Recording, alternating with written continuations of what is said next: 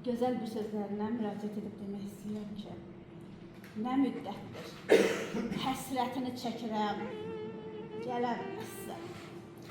Gələnməzsən, bilə-bilə üzüldüm, illər məni yorğun saldın haqdan. Keçib gedən aya ilə üzüldüm.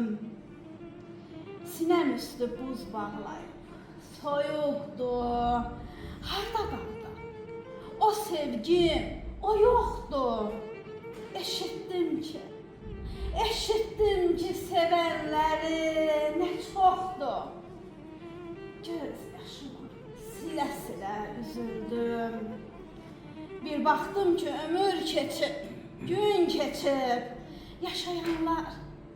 Yaşayanlar yaxşı günü tez seçib. Mənim gözüm dərdlərimdən öz dərdimə gülə-gülə üzüldüm. Öz dərdimə gülə-gülə üzüldüm. Və İcran Əhmədi olaraq demək istəyirəm ki, Zəfət xanım bu sözlərlə mən, ay Zəfət xanım, zaman bölündük xatirələr arasında. Ömür ötür, görünürük yerlə göyün arasında. Ruhumuz da təngə gəlib, yorğun düşüb əlimizdən, şələsini ağır bilib.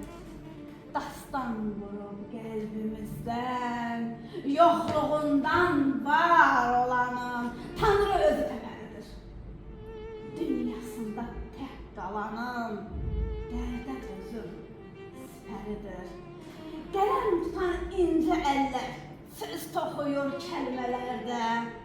Ötüb getsə min illər, ay Ziyafət xanım, sökülməzdir ilmələrdə.